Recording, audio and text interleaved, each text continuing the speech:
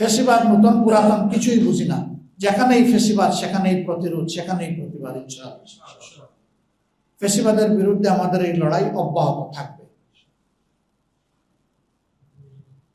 আমাদের একটা দেশ আছে, একটা সরকার আছে, তার একটা স্বরাষ্ট্র মন্ত্রণালয় আছে, তার অধীনে আইন প্রয়োগকারী সংস্থার সদস্যরা আছেন, তারপরে অহরহ এগুলা ঘটে চলেছে সর্বত্র দেশে। কয়টার কথা আমরা বলব?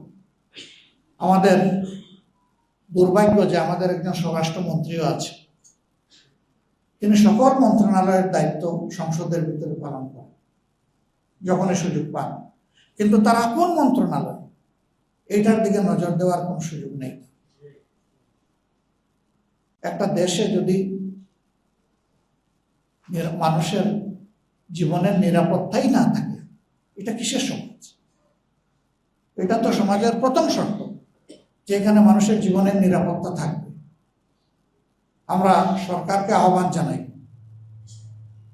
আপনারা আপনাদের দায়িত্ব যথাযথভাবে পালন করুন, মানুষকে আর মৃত্যুর দিকে ঠেলে দিবেন না। 15.5 বছর এত জীবন, এত রক্তের পরে একটা সরকার গঠিত হয়েছে, এই সরকারের কাছে মানুষ ভিন্ন কিছু আশা করে। আমরা এই জাতিকে কথা দিচ্ছি, জাতির স্বার্থে সংসদের ভিতরে আমাদের ভূমিকা পরিচালিত হবে ইনশাআল্লাহ। সরকার ভালো উদ্যোগ নিয়ে সহযোগিতা করব, গণবিরোধী যাই সরকার গ্রহণ করবে তার প্রতিবাদ করব, এবং আমাদের সামর্থ্য থাকলে আমরা প্রতিরোধ করবো ইনশাআল্লাহ। আর আমাদের এই প্রয়াস সংসদের ভিতরে এবং বাইরে সমানতালে চলবে। আমরা একটা মানবিক সমাজ চাই, মানুষের বসবাসযোগ্য একটা বাংলাদেশ চাই।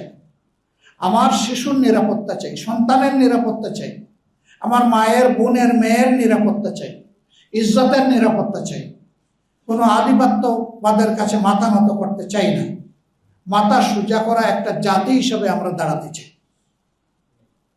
এর জন্য আমাদের সংগ্রাম অব্যাহত থাকবে ইনশাআল্লাহ। জাতীয় ঐক্যমত্য পরিষদে দেশের সকল গুরুত্বপূর্ণ দল একত্রিত হয়ে 31টি দল মাসের পর মাস ডায়ালগের পরে যে চার্টার তৈরি হলো, তার উপরেই গণভোট অনুষ্ঠিত হল। কিন্তু আফসোস, বর্তমান সরকারি দল প্রায় 70% জনগণের এই মতকে অগ্রাহ্য করল। ফলে আমরা যেখানে ছিলাম সেখানেই থেকে গেলাম, কোনো পরিবর্তন আসলো না। হয়তো কেউ কেউ বলবেন যে 4 মাসের সরকার, আমরা তো অপেক্ষা করতে পারি, কিন্তু না, ফাউন্ডেশনের উপরেই একটা দেশ এবং রাষ্ট্র চলে। আমরা সবাই জানি একটা গুরুত্বপূর্ণ phrase, morning shoes the day. দিনটি কেমন যাবে সকালবেলায় তা বলে দেবে। সরকার মৌলিক পরিবর্তনের সকল বিষয়কে ইতিমধ্যে অগ্রাহ্য করেছে। স্বাধীন বিচার বিভাগ তারা চাচ্ছে না, স্বাধীন দুর্নীতি দমন কমিশন চাচ্ছেন না, স্বাধীন মানবাধিকার কমিশন চাচ্ছেন না, স্বাধীন গুম কমিশন চাচ্ছেন না, স্বাধীন নির্বাচন কমিশন চাচ্ছেন না। এইভাবে গুরুত্বপূর্ণ যে জায়গাগুলোর কারণে ফেসিবাদ কায়েম হয়েছিল, সেই সব জায়গায় আগের মতো জায়গায় থেকে গেল। জনগণ শুধু হতাশ নয়, ক্ষুব্ধ। প্রথমত, তাদের ভোটের মূল্যায়ন কেন করা হলো না? বর্তমান সরকারি দল, বিরোধী দল সকলেই তো নির্বাচনের আগে বলেছেন যে আমরা গণভোট মানি এবং আপনারা গণভোটে হা বলুন। তো গণভোটকে যারা গ্রহণ করে নিয়েছে, এই আহ্বান সাড়া দিয়ে তারা তো ভোট দিল, 70% মানুষ হা বলল, তাহলে সেই ভোট এখন অগ্রাহ্য হবে কেন? স্বাধীন বাংলাদেশের ইতিহাসে এটা 4র্থ গণভোট। প্রথম গণভোটটি অনুষ্ঠিত হয়েছিল জেনারেল জিয়াউর রহমান সাহেব যখন মার্শাল অ্যাডমিনিস্ট্রেটর, তার হাতে। দ্বিতীয় গণভোট হোসেন মোহাম্মদ এরশাদের হাতে, উনিও মার্শাল অ্যাডমিনিস্ট্রেটর। তৃতীয় গণভোট মরহুমা বেগম খালেদা জিয়ার হাতে। আর 4র্থ গণভোট হয়েছে একটা নির্দলীয় সরকারের হাতে। সেই গণভোটই মানা হলো না। ফলে জাতীয় জীবনে সংকট তৈরি হয়েছে।